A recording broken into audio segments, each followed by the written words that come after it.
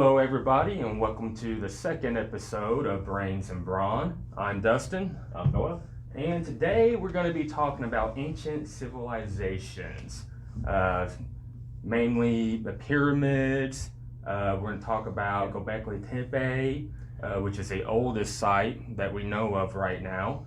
And then just some other areas of interest, like in Peru, some of the stone structures they've got there. And just going to kind of talk about if there's any lost technology there that we think there might be, how these places were constructed, and we'll just kind of go from there and see where it takes us, right? Right. Yeah. We're going to, in October, I'm hoping to make a trip to Sicily, and there's supposed to be the Maltese Islands, just right away from Sicily. They're not too far.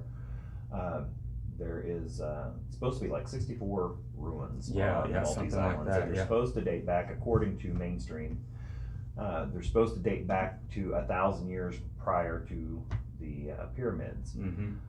I don't know if that's actually accurate or not, because we don't agree with mainstream on the time frame of the pyramids. Right. But still, that's old. That's like 5,000 years. Right. Yeah. They're dating it back 2,500 to 3,500 BC for the temples over at Malta, and then the Egyptian, the Giza Plateau, the Great Pyramid there, along with the Sphinx. They're dating back to about 2,580 to 2,560. Yeah. But they're actually saying that the Sphinx could predate even that, right? Yeah. But according to the astrological season that we was in, according to the precessional cycle, they said that they would have been built a lot earlier. Either the Sphinx would have been built a precessional cycle before, and then the Great Pyramids would have been built this cycle after that, which would have been 25,920 years. Yeah. Yep, exactly.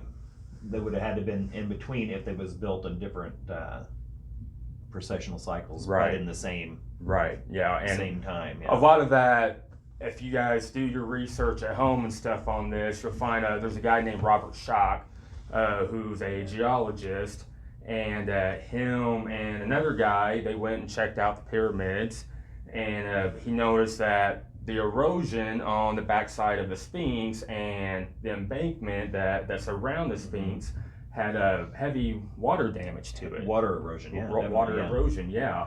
And I'm not a geologist. No, me neither. Doyle's not a geologist. But when you look at these pictures and you compare your water erosion to your wind erosion, the difference is it's different. Yeah, if you've ever been, we live in Southern Illinois.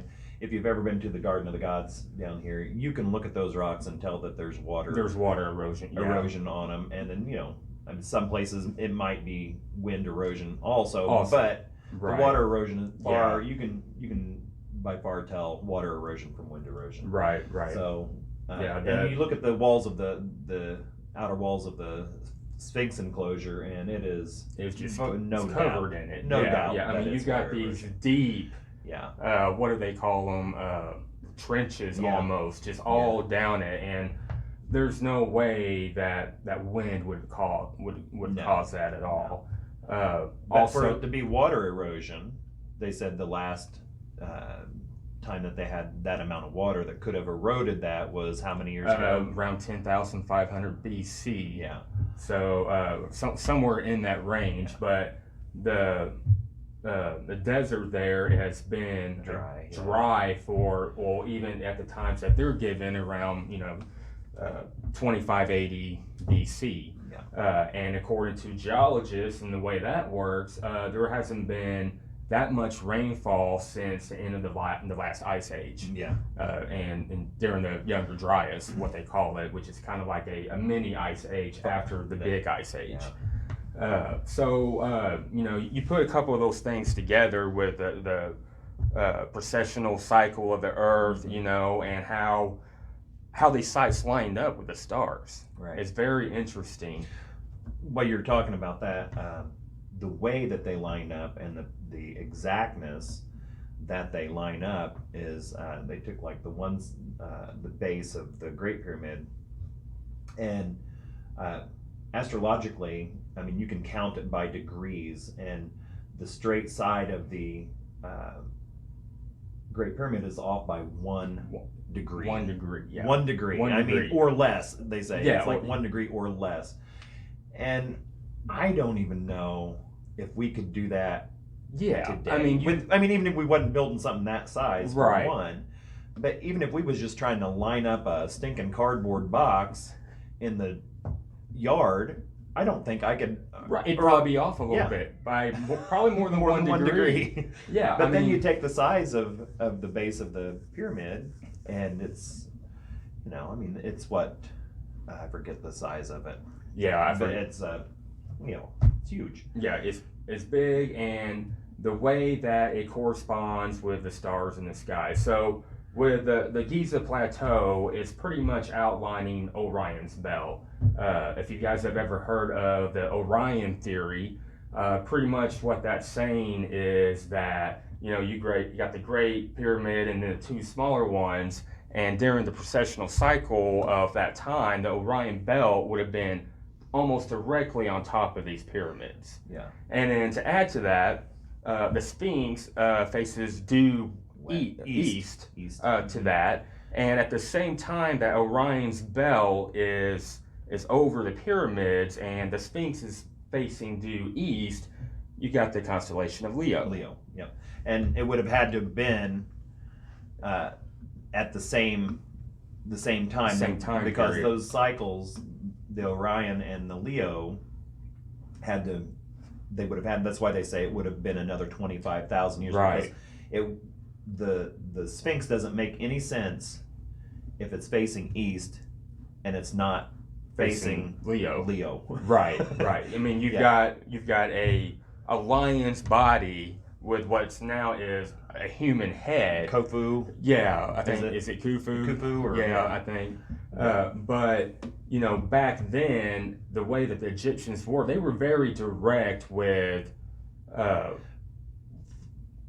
what they interpreted things to be. Yeah. And if they're facing this thing towards the constellation of Leo, they're not going to make it a lion with a man's head. No. They're going to make it a well, complete lion. and the Sphinx is I think it was I don't remember who said it, but the Sphinx is it is known as the keeper of wisdom, or the keeper of knowledge, something like that. Yeah. And they wouldn't have put Khufu's face on it. Now the Egyptians that later came to that and claimed it as their own may wanted to say that, but if you go to the astrological charts, they say they can back it up, and we know the exact times that those would have been in that position, and the Egyptian and the mainstream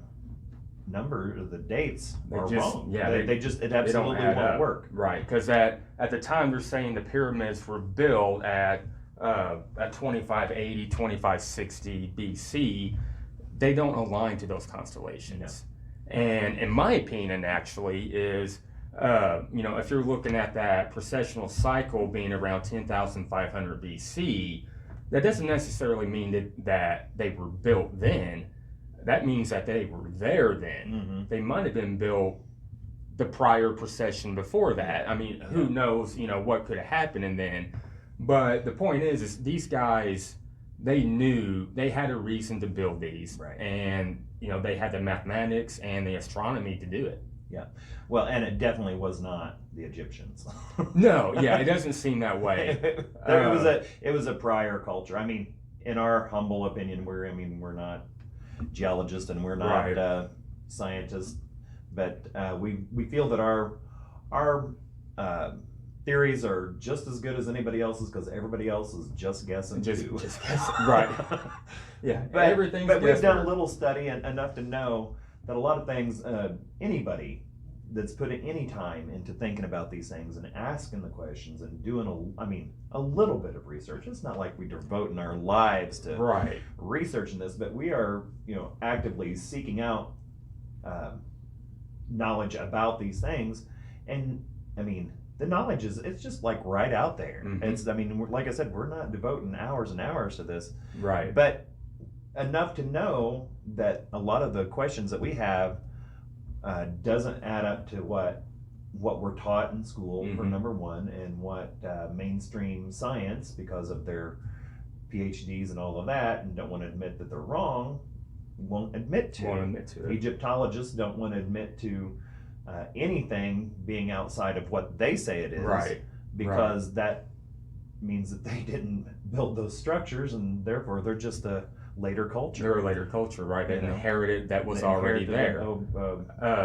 A heritage site, a global heritage site is what it is. It's kind of like the Mayans and the Aztecs. You know, you got the Aztecs, you got the Mayans, you got the Olmecs, who they're saying is older than both those groups together. And you know, the Aztecs and Mayans don't really claim to have built those structures. You know, mainstream people give the year of about 1000 BC is about the time range they think these things were built. But you know, the Olmec civilization, what they're finding now is that they were around before then too. Yeah. So it's quite possible that they made these structures that later on the Mayans and Aztecs inherited. Right. You know. Well, and since we're on that, if you look at the megalithic stones that are laid prior to the little rock walls on top of these huge precisionally laid megalithic stones, it doesn't make sense to say that these, like the Incas and stuff with Machu Picchu and all that, right? The Incas don't even claim that they made those. They built on top of them. They had willingly had said that. Yeah, that it was there before them. Yes, it was there before them. Yeah. And but you take these megalithic stones and they are built in such a precise manner that, I mean, it's not a mistake that they were actually put there. But then you look at the later cultures that came along and inhabited those sites, because those sites are usually cross points of the magnetic ley lines of the earth, that they're sites that have vortices of energy. And on those sites, they claim that these cultures probably had their religious temples and places, because when you have this magnetic energy on these cross sections on the ley lines, that you can possibly, this is the theories, that you can possibly break through the veil, right, or the electromagnetic membrane in cross dimensions, maybe transport to other places. Yeah. I mean, there's a lot of different theories that go along with that, but all of them in common, if you put it all together and look at it as a whole picture, everywhere that these lines cross on the globe, there is a temple. There is some kind of what we presume was an ancient religious site of sorts, or a spiritual site. I won't say religious, because I think it's more spiritual than it is religious. Right. It's something that they was. Yeah, I think it, for them, it was more of a becoming one with the earth and your environment. You know, coming one with the universe, and you know, they found that different frequencies and stuff like that in these areas that match too on these ley lines. You know. Yeah. The Giza Plateau, the Great Pyramid, it's got this energy to it. There's other sites that have the same energy. Well, but they can even take instruments and measure energies across these lines, but also, like, a lot of the temples will have a frequency. Like, I know this from looking at the stuff with Malta, the Maltese Islands, the 64 different temple sites that were there on these 3 islands. There's a researcher that claims that each one of them has their own signature, right, due to a vibrational pattern that it puts off. And they claim that if you take sand and stand over there and you can produce this signature from these temple sites, that each one of them, because of the frequency, will vibrate out a pattern, a geometric pattern, which is, I mean, that's incredible in itself. Yeah. But they, you know, I mean, you would know each temple by the frequency and the pattern. Right. Right. But I want to kind of go back to, and I don't know if I maybe heard it, I don't know, but the megalithic blocks. Mm-hmm. I kind of do want to go back to that because I think there's a lot To be that said we about can talk about Yeah.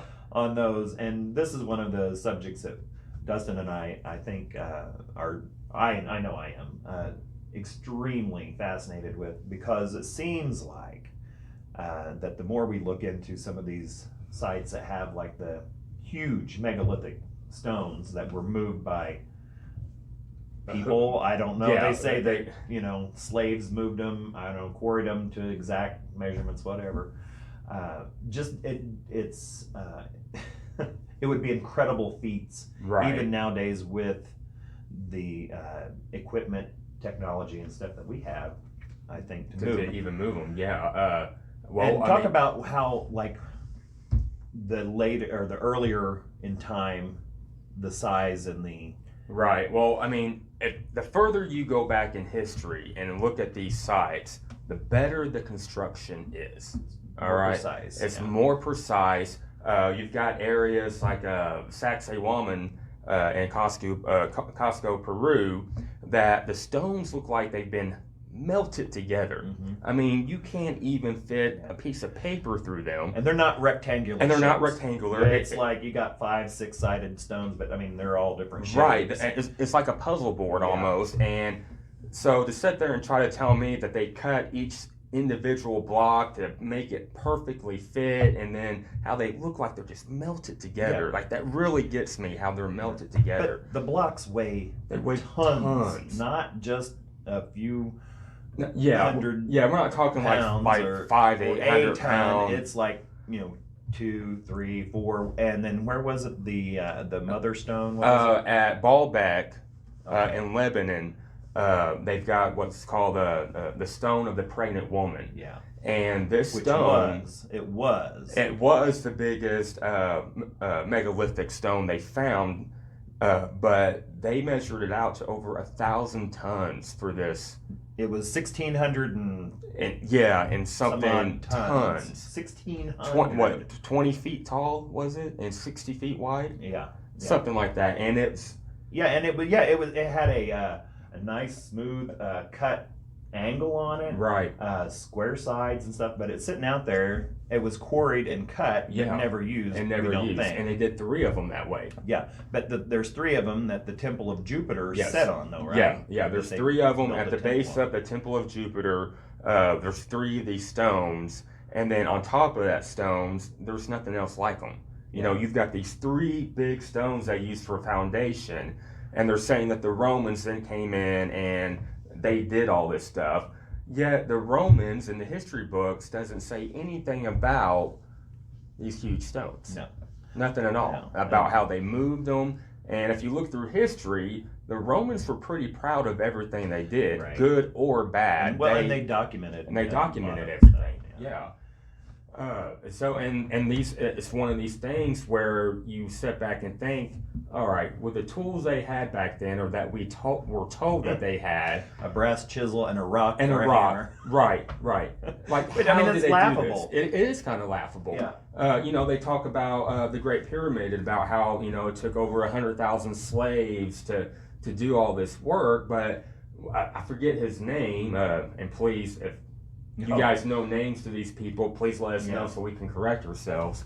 But they figured out that the stones it took to build the Great Pyramid, and they say that it took them 20 years to build this thing. This is what mainstream says. Yeah. If you average out each stone, they would have had to quarry, transport, and finished it, and then placed it in 3.2 minutes or something like that. Yeah, like 3.5 minutes per stone. Per stone. They would have had to do all of that. They would have had to done that every 3.5 minutes for 20 years solid. 20 years solid. And there's no way. And there's no way. Done. But back to the megalithic stones. They thought that the stone of the pregnant, what was it called? Pregnant woman. Stone of the pregnant woman. They thought that was the largest megalithic stone for I guess quite a while until they was in Siberia, and this guy, I can't remember his name either. Sorry. Maybe we'll get our names together and put that down in the description where you can read them. But he was in Siberia, and he was, I guess, out hiking, and he come across this wall that was like 130 feet high, and he got to looking at it, and I guess they ended up bringing other people in, researchers, geologists, and stuff, come in and looked at this wall. And lo and behold, this wall is another megalithic wall where the stones are fit exact together, and they're a nice flat, smooth side. And I mean, it's just not a natural structure. And somebody didn't go up there and chisel cut lines in these big stones. But the thing of it is, these stones are estimated to weigh 3,000 tons a piece, and they're stacked 130 feet tall. They're stacked. Now, to me, that's incredible. I mean, because growing up, I mean, we worked outside and moved stuff, and we was always hauling and moving stuff around, and so I know what it takes to move weight. And I don't know what the technology that they would have had to be able to do that at that time. I just don't know how they would have moved it. Right. How they would have done that. How would they have quarried them and moved them to the location, stacked them, 3,000 ton blocks, and made them fit perfectly together. Yeah. And what you know of modern construction today is, when you use cranes for your buildings and stuff like that, your crane has to outweigh the load that you're carrying. Or it has to be able to be balance. cantilevered. Right. It has to balance out. But then your structure that's lifting the steel and stuff that it constructs the mast on a crane has to be able to withstand a cantilever weight. So it's multiplied. The higher and the further out, the forces are multiplied on that. Right. And to lift 3,000 tons would be a challenge using the modern day pulley system. Using a block and tackle if they even had that. Right. Which we don't think they did, because they're still chiseling out with the brass. Right. Well, at the time the ones in Siberia were estimated to be built, they wouldn't have even had a brass chisel, because the bones that they found in the area of the people that inhabited the site, the bones that they found was dating back 100, and I don't remember exactly, but it was over 100,000 years. And they were large people. I mean, you would call them giants. They said they estimated the culture to be between 9 and 11 feet tall. Right, something like that. So, I mean, they were big people. But still that big. I mean, even if a guy weighed 600 pounds, if an 11-foot giant, I don't know how much, I'm guessing around 600 pounds probably would be a decent size giant. So if you got a 600-pound giant and he could get on a pole and double his leverage, I mean, that's still 1,200 pounds per person. You get 200 of them, and you got 120,000 pounds of force, or 2,400,000 pounds of force.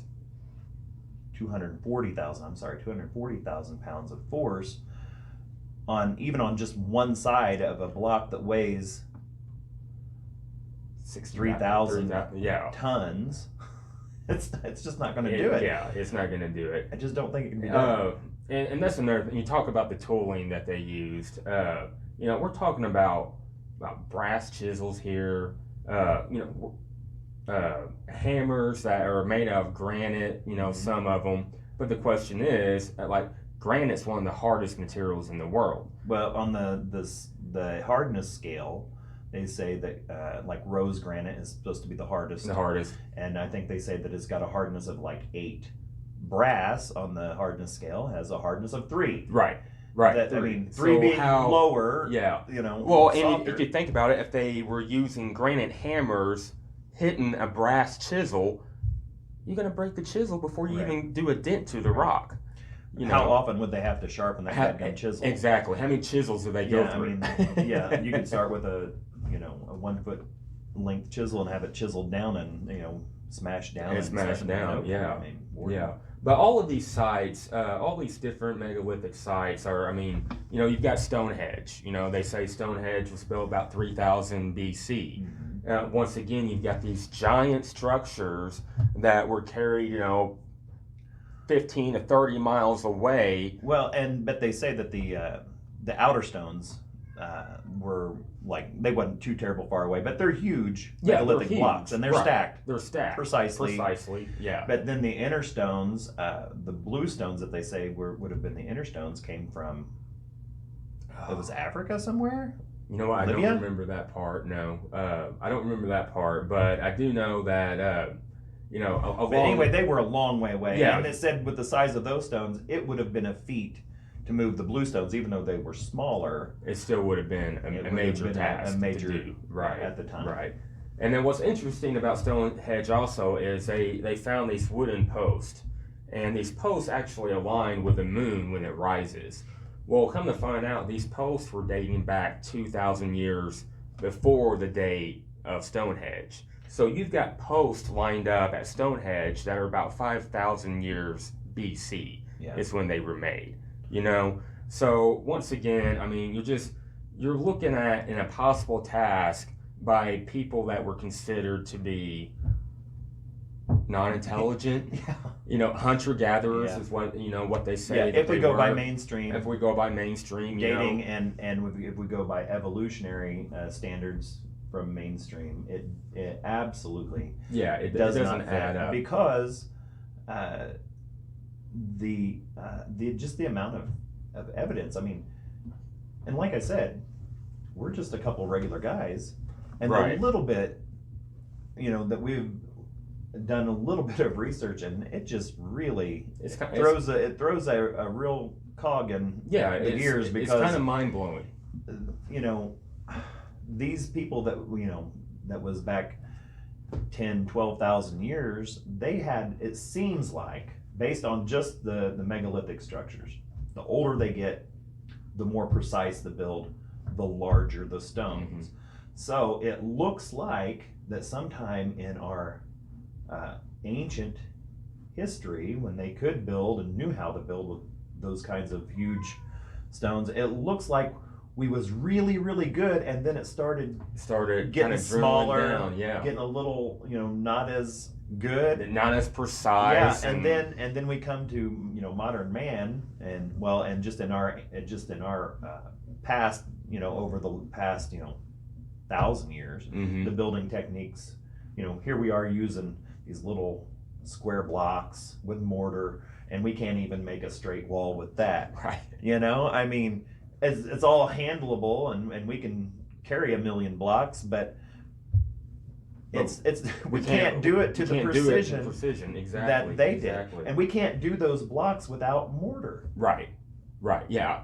You exactly. The pyramids themselves. I mean, there's no mortar in them. Right. You look at places like Machu Picchu, which once again, there's no mortar used. They're just together. But the small block on top of the megalithic stones have a mortar, and it looks like just a stacked up little block rock wall. Right. It is not. It is not to the degree of the blocks underneath. Right. Not by a long shot. They almost look like I know when I was little, you'd find rocks here and there, and you kind of just stack them on each other. It looks like a little kid, put these things together, and you're trying to tell me that the ones below it are built by the same people. I just don't believe that. It just does not add up. Does not add up. And I think it's an insult to the intelligence of anybody that puts a little bit of time into looking into these things, that if mainstream still argues the point, it's an insult to anybody's intelligence. I mean, I think we're fairly intelligent, but we don't have the degrees and stuff to back up anything. But like I said, it's just a little bit of research. Mm-hmm. Just a little And bit. we've found out, I think, a phenomenal amount of, Oh yeah. well, I mean, scientists and stuff that we would love to go out and check the stuff out for ourselves, Yeah. but we haven't actually got to go do the footwork. So, we're riding on the heels of other people that have put in the actual work, like Graham Hancock and, Randall Robert Schock and Randall Schock, Carlson. John Anthony West. Yes. I mean, all of those, I mean, a lot of them. There's a lot of guys that have actually went out there and done this work. Mm-hmm. And I don't want to by any means take any of their credit, but I do like to hear their research because it tells us that what we're taught is just things to keep people thinking that their PhDs mean something. Right. Yeah, exactly. It's keeping them, they get to be a little bit elite because they have, these PhDs and they're supposed to be the authorities on these things. Well, they're really not. And I think it's good because, Dustin and I, we're, have gone through life just being, regular people, but knowing that we can figure this stuff out, it really doesn't leave me much of a fan of the mainstream science, right. and stuff, because if they're willing to stand on a lie, something that is so obviously not true, then why would I put any stock in much of their research? Right. I don't mean to keep. Oh no. But to go along with that too, all these places are set up in different parts of the world. You've got pyramids all over the world. You got them in China. You've got them in South America. You've got here in North America, Bosnia pyramid, which that's kind of up to debate between everybody if it's a real pyramid or not. I don't think there's much of a debate. I don't think there is either. In my opinion, there's not much of a debate. But why did the Egyptologist, now this is Bosnia, this is why we're on that, what you're talking, I don't mean to interrupt, but why we're talking about the Bosnian pyramid, there was a guy doing the research and he was having people come out and volunteer, like regular people like us could have went and volunteered and helped to excavate a lot of the tunnels and a lot of the stuff that they was doing. And he was putting out information on this, the Bosnian pyramid. And he was doing good research, good field work out there. And then they brought in the Egyptologists and they got wind of, hey, there's a pyramid somewhere else and it looks like it's going to be bigger than the Great Pyramid. And a lot older. And and they're finding still energies and stuff coming from this pyramid that they're measuring it, and it's incredible things. If you get a chance, you should check out some stuff on it. But then when the Egyptologists get wind of this, they come to Bosnia, and because the Egyptologists say so, they shut the whole thing down. Yeah. Why? Yeah. What was Bosnia's pyramid have to do with any of their stuff? Right. And I think what it is Egyptologists are so set on that they think they know exactly what happened, when it happened, that anything that can predate the pyramids is just not possible. Right. And then they win all of that. And then you get into Göbekli Tepe, which is over in Turkey, and they dated it to about 8800 BC to 9130 BC. Yeah. And so you're talking about something that outdates the pyramids by 5,000 or 6,000 years. And what's interesting about Göbekli Tepe is you see forms of every culture in Göbekli Tepe. You see forms of, in Egypt, Japanese and Chinese and Asian descent, like you see all these different cultures in this one spot. It's a truly multicultural center. Yeah, right? It is. And how they would have done that. Back then.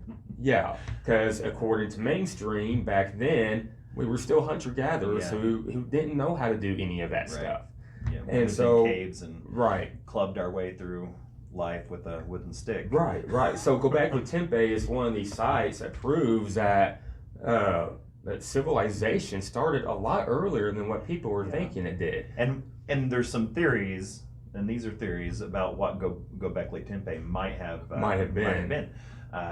Since it's 8 miles from the site of where Babylon was, they're thinking that Göbekli Tepe may have been the actual site of the Tower of Babel.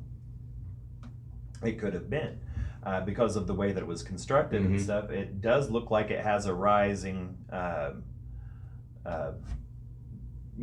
processional rise to the construction, and it's the base construction that they've only got just a very small portion of it. They've only uncovered 5% of this site, and it's 30 acres. Yeah, it's about 30 acres site. Yeah. So there's a lot I think that they're going to uncover there, but it kind of makes sense if it was a multicultural. I mean, like they're finding on these T-shaped megalithic stones and carved out that represents all of these other cultures. It very well could have been the Tower of Babel. I mean, right? Yeah. It could have well been a place where either people met and then came out from there. Yeah. Or people from other areas came there. You know, that's kind of. But it is also on it's also on a ley line, on a ley line, a cross section ley line. Yeah. So I mean, who knows? Maybe what purpose that the Tower of Babel actually might have been right. You know, representing in the Bible, it says that they was trying to build a tower to the heavens. I think, I'm not exactly sure, that's a very loose paraphrase.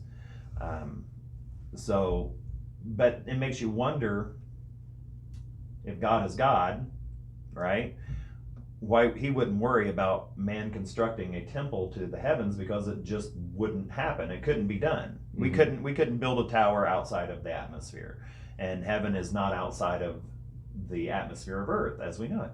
God knows that. I mean, right. This would not surprise him. So the actual, what that may represent, the Tower of Babel, I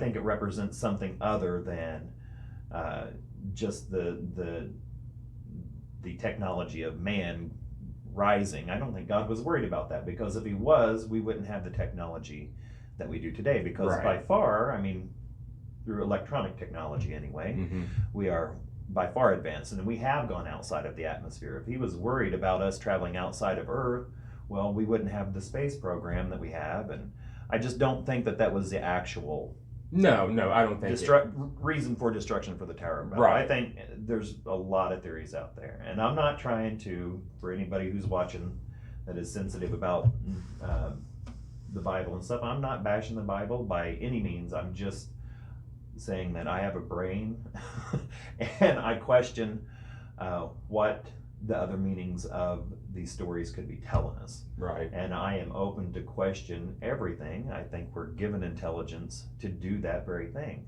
I don't think we should be just led around by what other people say. And if we're talking about that, if you want to know what the Bible says about it, don't take my word for it. Go read it for yourself. Because that's how if you walk around taking everybody else's word for stuff instead of looking it up and doing the work yourself, you're in for a lot of misleading roads in life. And again, I'm sorry for rambling on. I don't mean to do that. But anyway, back to Göbekli Tepe. Yes. Sorry. So on these T pillars that they have, you see these handbags. Yes. So let's talk a little bit about these handbags. Oh boy, I wish I knew what that was. You find it on Göbekli Tepe. You find it in Egypt. In Egypt. You find it. The Sumerians had reliefs, it. The carvings of the reliefs of the Sumerian culture. We find it in the Mayan culture. The Mayan culture, we find these bags. These are spread apart all over the world. Right, which is interesting because supposedly these people didn't have any connection at all to each other. According to mainstream people, none of these cultures intertwined or anything.